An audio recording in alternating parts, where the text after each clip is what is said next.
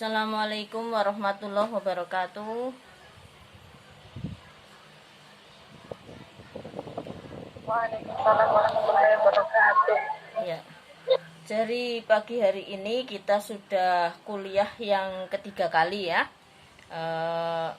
Untuk itu kali ini kemarin kalau sejarah dakwah itu sudah sampai pada sejarah Arab pra-Islam ya. Jadi sebelum bangsa Arab ada Islam, artinya sebelum Nabi Muhammad Shallallahu Alaihi Wasallam diutus menjadi Rasul, maka kemudian kita kemarin sudah mengkaji pada pertemuan yang lalu. Nah, untuk kali ini kita sejarah dakwah pada masa Rasulullah untuk yang semester 1. Nah, kalau yang semester 3 tentu saja di sini adalah kebudayaannya ya. Jadi nanti saya mau menyampaikan sejarah dakwahnya juga kebudayaannya dua-duanya. Nanti yang semester 3 nanti fokusnya soalnya pada kebudayaan-kebudayaan di masa itu ya. Jadi kalau pertemuan kali ini di masa Rasulullah, ya berarti yang terkait dengan sejarah dakwah di masa Rasulullah untuk semester 1 ya. Kemudian untuk semester 3 berarti adalah sejarah kebudayaan Islam di masa Rasulullah, begitu ya. Nah, jadi kita sampaikan dua-duanya, nanti fokus materinya pada masing-masing itu sesuai dengan mata kuliahnya. Oke. Nah, sekarang kita lanjutkan. Nah, perbedaannya apa? Dulu ketika di aliyah, barangkali yang sudah sekolah aliyah atau MTS sudah pernah disampaikan juga tentang Rasulullah ya. Terus kemudian tentang kebudayaan-kebudayaannya. Bedanya adalah ketika di aliyah itu masih berupa umum ya, hal-hal yang umum. Terus kemudian di Fakultas Keagamaan Islam ini Prodi KPI lebih spesifik, yaitu tentang kajian sejarah dakwahnya ya, dan kajian kebudayaan Islamnya di sana ya. Bukan bagaimana Rasulullah menjadi Rasul, itu begitu ya. Oke, saya lanjutkan. Saya awali dari yang pertama ya, bahwa kita sudah tahu ya kemarin bahwa sebelum ada Islam ya, sebelum Rasulullah Shallallahu Alaihi Wasallam diutus menjadi Rasul ya, menjadi Nabi, maka di situ bangsa Arab itu memiliki berbagai macam kepercayaan kan ya. Ada kepercayaan paganis yang menyembah patung ya, terus kemudian ada kepercayaan menyembah dewa-dewa gitu ya, sudah saya sampaikan di pertemuan yang lalu. Nah, sekarang budaya-budayanya itu seperti apa kita mau menyampaikan di sini. Kalau kemarin yang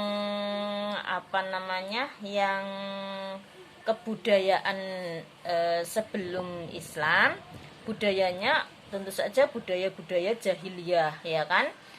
Jadi di situ ada menyembah patung ya, kemudian menyembah dewa ya, budaya kepercayaannya. Nah, budaya politiknya juga seperti itu. Ketika Islam belum ada, belum lahir, ketika Rasulullah SAW belum diutus menjadi Rasul, maka budayanya itu di situ adalah budaya hidup bermasyarakat yang saling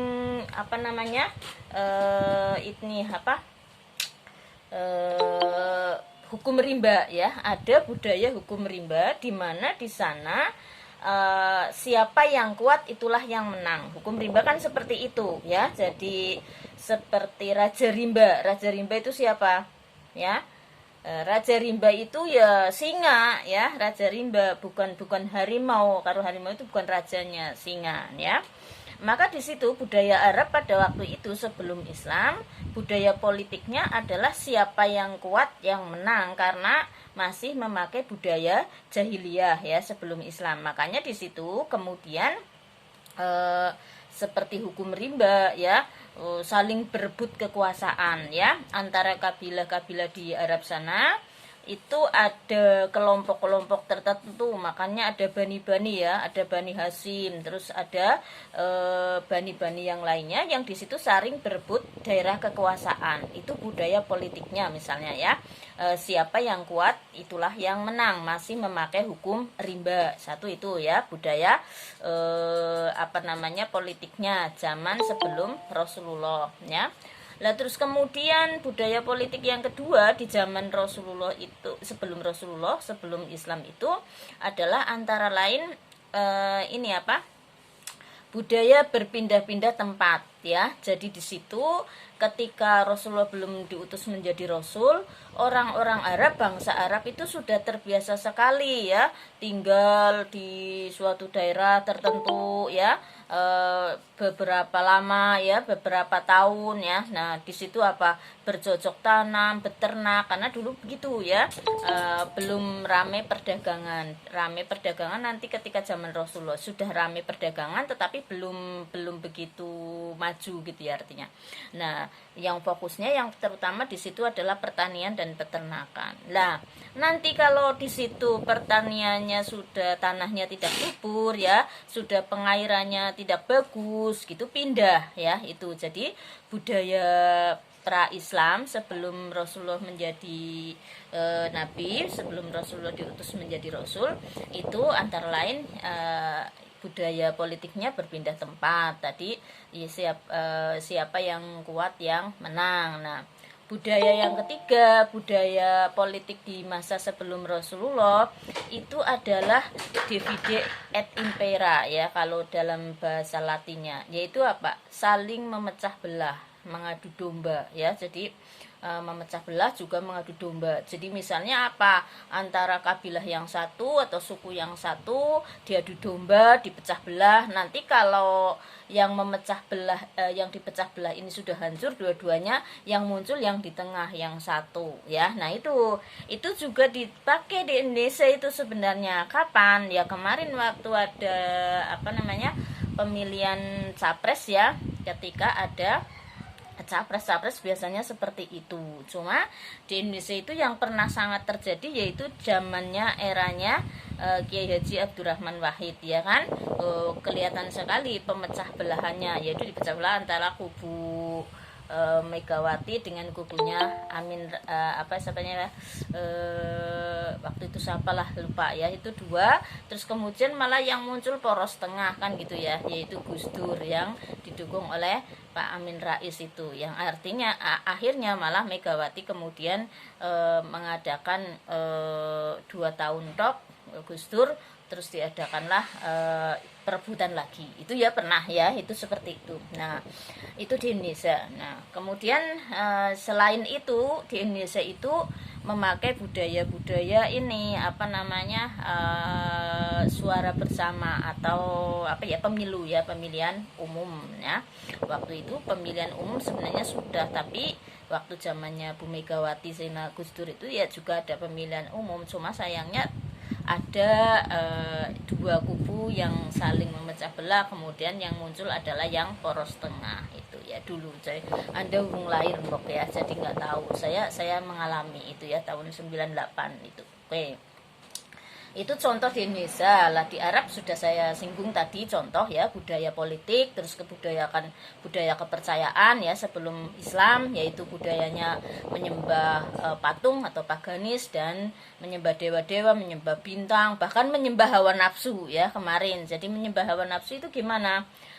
Kalau di Indonesia itu ternyata ada ya sampai sekarang. Ya enggak ternyata, saya sebenarnya sudah tahu lama ya. Cuma kemarin sempat viral juga kan di YouTube, itu ada suatu budaya yang seperti itu, tidak akan saya sebutkan nanti rawan konflik gitu ya. Tapi yang jelas itu sudah vulgar, artinya sudah di-share di YouTube sebenarnya. Cuma sekarang akun YouTube. Hah? Halo? Bukan aja buat pengetahuan. Oh begitu, Pengetahuan Bu. Jangan ini direkam di YouTube, mbok ada yang dengar. Jadi nanti kalau mau tanya di WA saja ya. Nah, yang jelas ada itu Pak VV di YouTube-nya ada, di-share. Cuma kenapa sekarang saya tidak menyampaikan? Ya karena sekarang YouTube-nya akunnya sudah sudah ditutup juga sama polisi ya. Berarti kan artinya bahwa itu mungkin sudah tidak dibolehkan lagi ya. Oke.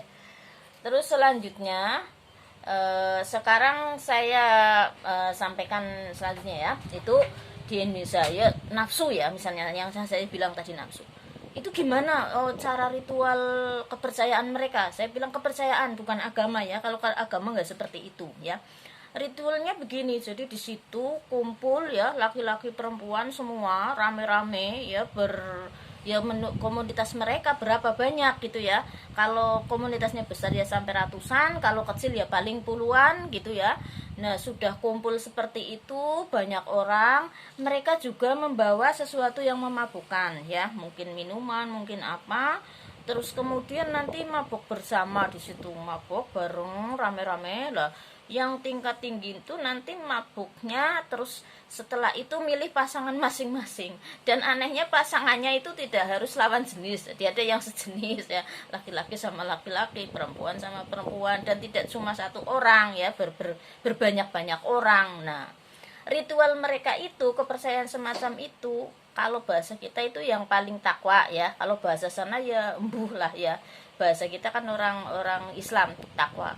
Yang paling takwa itu bahasanya sana, berarti kalau bahasanya kita takwa, kalau bahasanya sana ya sing paling bagus pengamalan agama nembok lah ya, itu adalah yang paling super maboknya dan yang paling banyak itunya apa, free sex-nya itu ya, free sex naudzubillah ya, dengan banyak orang, dengan banyak pasangan dan sebagainya. Itu seperti itu, naudzubillah, summa naudzubillah ya.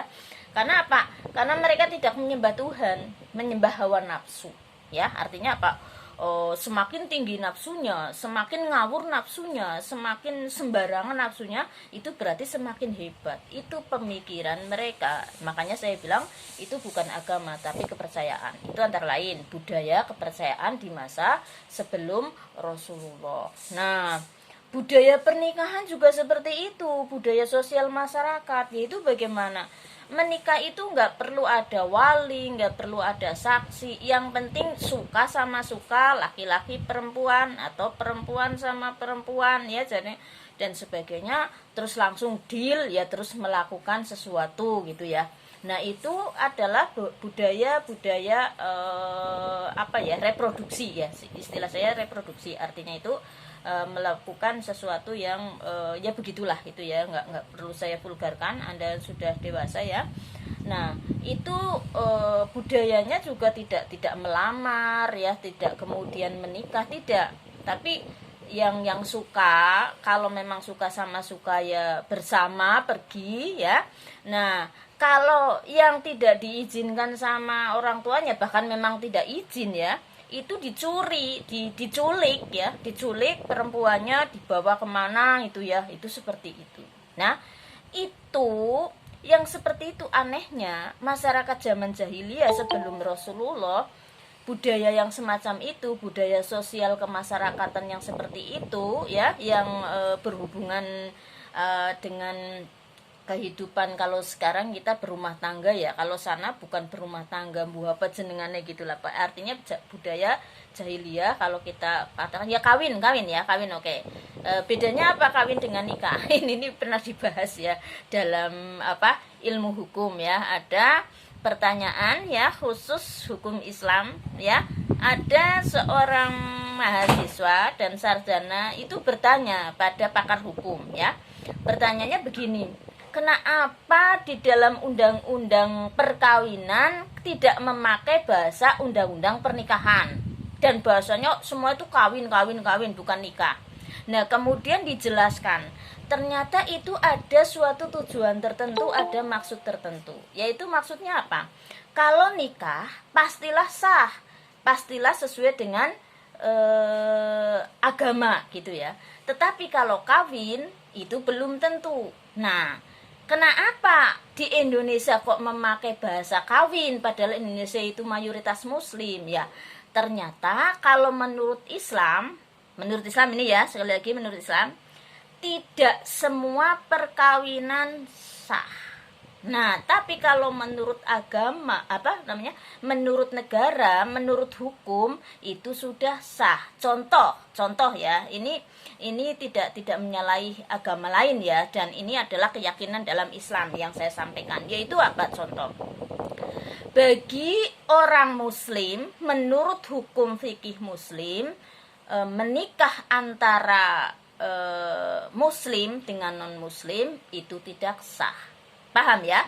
Nah, maka di situ tidak memakai bahasa nikah, berarti mereka itu bukan nikah karena tidak sah tapi kawin gitu ya. Tapi dalam negara yang di sini Indonesia adalah negara Pancasila membolehkan karena secara hukum mereka sah secara hukum negara. Paham ya? Nah, ini. Maka kemudian saya memakai bahasa kawin ya. Oke, saya temukan. Jadi budaya kawin di masyarakat Arab, bahkan mungkin masyarakat dunia ya, sedunia, bukan Arab tok, sebelum Islam datang itu seenaknya seperti tadi, kayak wedus lah ya, atau ayam ya. Jadi kepengen kawin karo sapa ya digawa lunga, ya digawa kemana gitu. Nah, anehnya orang tua zaman itu, di zaman jahiliyah sebelum Rasulullah, mereka tuh bangga kalau anaknya diculik. Kenapa bangga? Ya karena berarti anaknya cantik, ada yang mau. Begitu ya, lucu kan? Nah, yang sedih adalah orang tua yang punya anak yang di situ perempuan tapi tidak cantik karena nggak ada yang nyulik, nggak ada yang suka. Nah, lebih fatal lagi di zaman pra Rasulullah, pra Islam, budaya mereka itu memiliki pemikiran yang jahiliyah, betul-betul jahiliyah. Jahiliyah kan artinya kebodohan ya, sangat bodoh. Jadi kalau punya anak perempuan cantik, seneng, ada yang suka, tapi sangat sedih dan berduka kalau perempuannya itu diculik ke sana kemari. Jadi yang nyulik nggak cuma satu ya, misalnya yang nyulik satu, sudah seminggu. Nah, ada yang suka lagi orang lain ya, orang lainnya ini lebih kuat, diculik sama ini, berarti kan digawa ngending-ngending gue rebutan nganang ini. Nah, ini sebenarnya di dalam hati kecil orang tua pada zaman itu juga sedih kalau punya anak cantik, cuma ada hiburannya, merasa bahagia atau bangga juga karena anaknya payu gitu ya, karo cara wong Jawane ya, laris. Tapi di sisi lain di hatinya juga mereka ngenes ya, sedih lu anaknya kok dibawa sana sini, diculik sana sini, gue puter-puter gitu ya. Nah, yang kedua ini, kalau punya anak perempuan jelek juga sedih. Sedihnya apa? Nggak ada yang suka ya, malu. Nah, akhirnya maka di situ ada budaya yang lebih fatal lagi, yaitu apa? Ketika memiliki anak perempuan lahir langsung dibunuh. Termasuk kita sudah tahu semua, paham semua, sahabat Umar bin Khattab radhiyallahu anhu ya, ketika memiliki putri ya, putrinya lahir perempuan, kan sangat malu. Kalau perempuan malunya gimana lah, itu tadi sih, kalau cantik nggo giliran ngalangin diculikin nang wong lanang ya. Nah, kalau yang yang tidak cantik, yang ngenes, malu, anaknya dibuli-buli, tidak payu gitu istilahnya, maka kemudian di situ dibunuh. Nah, termasuk sahabat Umar bin Khattab juga seperti itu. Kan kita sudah tahu ya, walaupun sudah ditutup-tutupi sama istrinya, ternyata ketika sudah umur 5 tahun dibawa berburu bersama, dikira laki-laki, setiap hari dipakai pakaian laki-laki ya. Ternyata minta pipis juga, terus kemudian ternyata perempuan. Langsung ya, pedang yang senjata yang mau buat bunuh hewan, langsung gue ngeduki juga cara wong Jawane ya, langsung untuk bikin lubang, terus anaknya dikubur hidup-hidup di situ. Itu ketika Umar bin Khattab radhiyallahu anhu belum menjadi muslim. Nah, ketika sudah menjadi muslim, maka kemudian Umar bin Khattab radhiyallahu anhu memiliki dua kebiasaan menangis sendiri ketika ingat, ya Allah, dulu saya ketika jahiliyah sebelum muslim kok kejam sekali ya, masa punya anak bukannya bersyukur, bukannya diopeni, bukannya dididik, malah saya kubur hidup-hidup. Dan anehnya anaknya nangis bilang, ayah kesakitan. Umar bin Khattab cuek saja, hatinya sangat keras. Nah, itulah berarti Ini juga suatu hal yang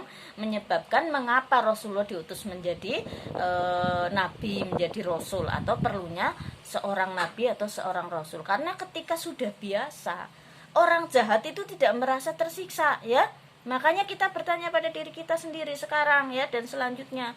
Kalau kita melakukan kejahatan, sesuatu hal yang buruk, kok cuek-cuek saja, ya, merasa enjoy saja, tidak merasa bersalah, berarti hati kita sakit, ya, atau hati kita mati. Nah, hati yang sakit atau yang mati itu bisa disebabkan itu antara lain karena kebiasaan, ya, atau dalam bahasa Jawane kue apa ya, salah kaprah, ya.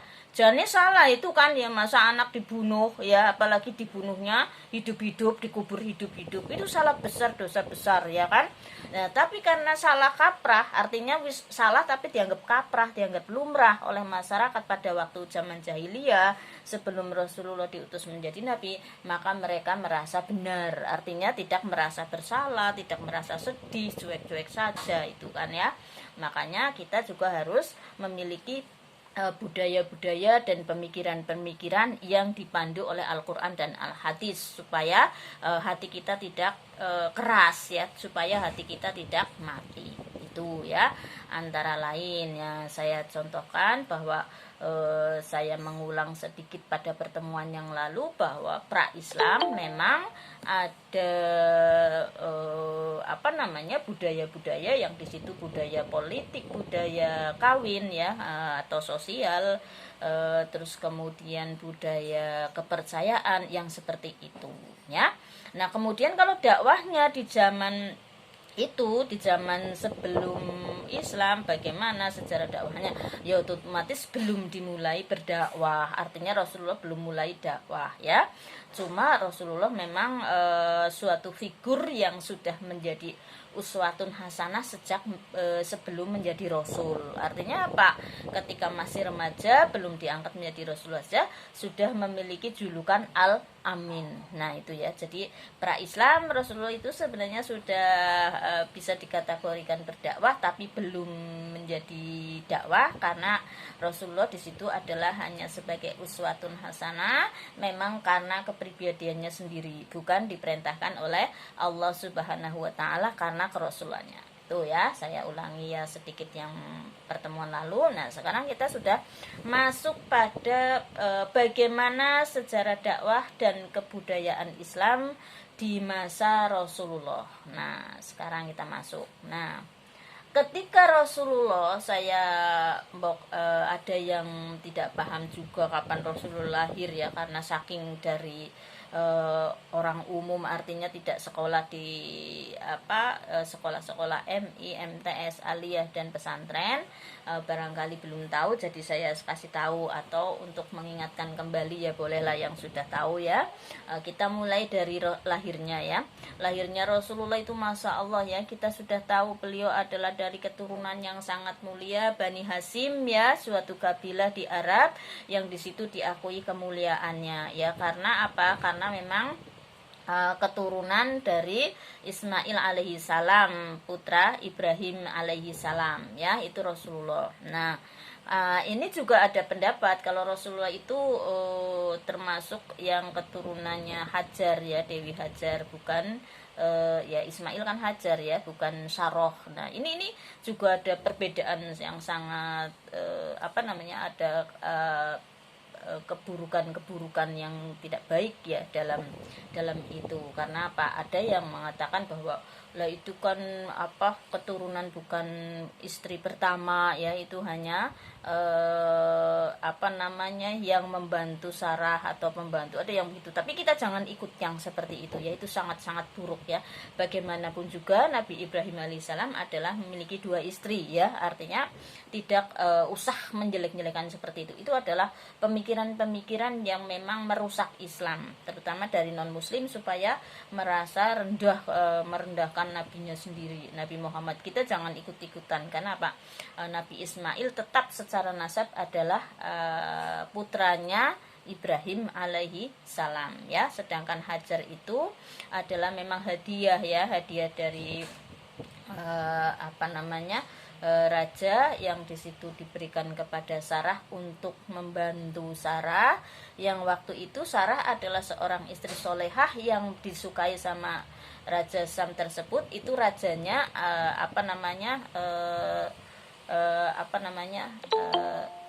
tertolak, artinya itu tidak bisa menembus kesucian Sarah ya, Dewi Saroh ya.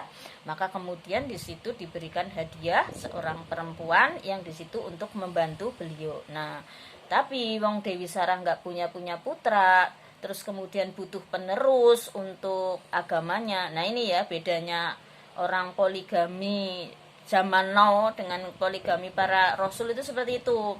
Jadi Nabi Ibrahim alaihissalam itu poligami satu karena memang disuruh oleh istri pertamanya, dan ini sebenarnya beliau juga tidak mau awalnya ya, tidak mau sama sekali. Dua, itu adalah niat untuk meneruskan dakwah ya, untuk menyampaikan Islam ya, nggak kayak zaman now. Kalau zaman now poligami ya karena selingkuh, karena tertarik perempuan lain ya, istrinya sudah cantik, baru perempuan lain tukang godain, imannya melorot alias kelebon setan, itu beda ya.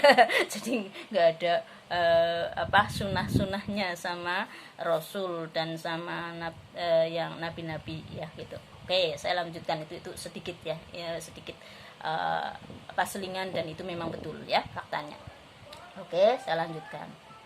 Nah, begitu Rasulullah lahir, yaitu pada tanggal 12 Rabiul Awal ya. Kita sudah tahu tahunnya di situ. Kalau tahun jahiliyah namanya tahun gajah. Mengapa disebut tahun gajah? Karena waktu itu bertepatan dengan diserangnya Ka'bah oleh Raja Abroha. Jadi jangan salah ya, lulusan Fakultas Dakwah, Fakultas Keagamaan Islam sekarang ya, lulusan Fakultas Keagamaan Islam ya, tiba-tiba mengatakan kalau serangan Ka'bah itu pada zaman Nabi Muhammad menang melawan ya diguyu cecek ya. Yang menyerang Raja Abroha, menyerang Ka'bah itu adalah tepat dengan kelahiran Rasulullah. Jadi Rasulullah belum menjadi Rasul, bahkan tembe lahir gitu ya. Lah tapi kenapa bisa menang? Yaitu tadi kakeknya Rasulullah ya, Abdul Muthalib itu juga pengurus Ka'bah. Jadi istilahnya kayak kalau di Indonesia itu takmir masjid. Nah, kalau itu takmir Ka'bah kan gitu ya. Nah, itu yang beliau memang orang soleh, namanya juga takmir gitu ya. Bahasanya Indonesia kan takmir ya, pengurus atau ya pokoknya sing ngurusi Ka'bah. Nah, ketika mau diserang sama Raja Abroha, santai-santai saja. Beliau malah berdoa kepada Allah, ya Allah, ini Ka'bah kan engkau yang punya, engkau yang akan menjaga. Ya maka betul dijaga oleh Allah Subhanahu wa taala.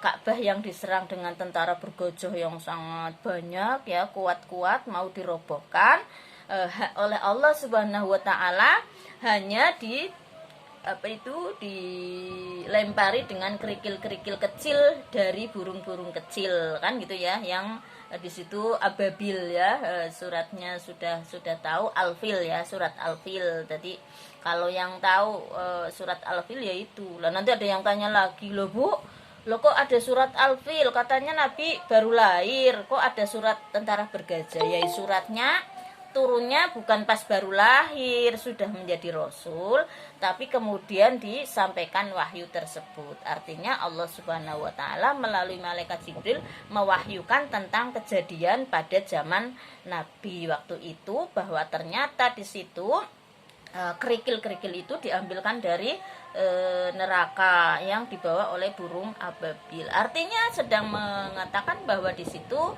Allah itu memiliki kuasa yang sangat dahsyat, dan kemudian tidak ada yang bisa melawan.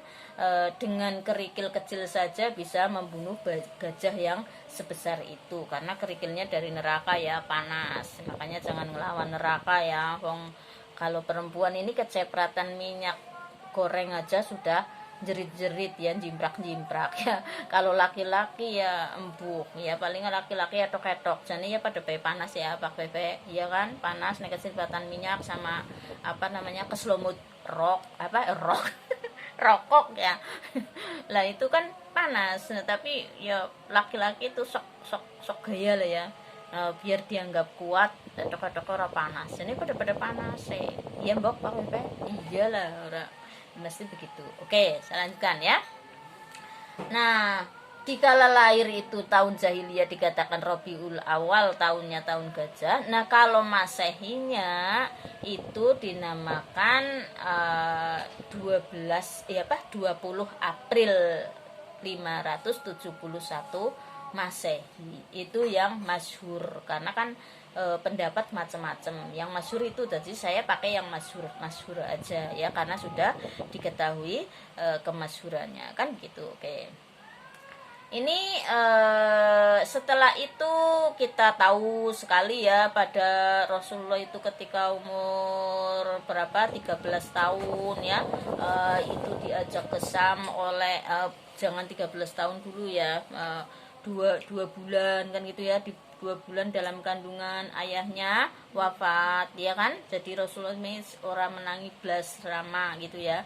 Nah terus kemudian ketika umur 6 tahun bundanya wafat menyusul kan, 8 tahun kakeknya yang mengasuh Rasulullah juga wafat. Nah kemudian di masa itulah Rasulullah langsung diasuh oleh pamannya, dan anehnya yang mengasuh justru yang paling miskin di antara paman-paman yang lainnya, yaitu Abu Tholib ya.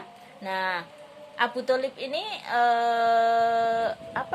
punya anak, beliau juga sangat banyak ya, 11 orang, terus ditambah Rasulullah berarti 12. Makanya Rasulullah di situ disuruh untuk menjadi penggembala kambing kan. Nah ternyata di sini itu kita ambil sejarahnya ya, ada juga ini pemikiran-pemikiran jelek itu, terutama adalah untuk menjatuhkan Islam dari non muslim itu ya. Katanya Rasulullah itu tadi ya anaknya pembantu itu Hajar, terus kemudian katanya orang miskin, terus pangun wedus dan sebagainya. Naudzubillah, yang seperti itu jangan diikuti, dan Anda harus bisa mengatakan bahwa ternyata di situ memang ada pelajaran yang sangat dahsyat, yaitu apa? Ketika Allah menghendaki seseorang itu akan menjadi baik, Allah sendirilah yang menuntun kehidupannya dengan penuh cobaan, tetapi bisa mengatasi cobaan tersebut. Dan di situ langsung Allah yang menjadi gurunya, Allah Subhanahu wa taala yang menjadi pembimbingnya, Allah Subhanahu wa taala yang menyelesaikan dan memberikan solusinya. Kan gitu. Nah, ketika Rasulullah menjadi penggembala kambing, itu sebenarnya juga sedang latihan kepemimpinan secara alamiah, yaitu memimpin kambing. Kambing kan angel ya Pak Fefe. Oh kambing yang lepol. Aku tahu dilala ya. Saya perempuan sama Allah juga mungkin akan dijadikan pemimpin. Saya dulu orang tua saya juga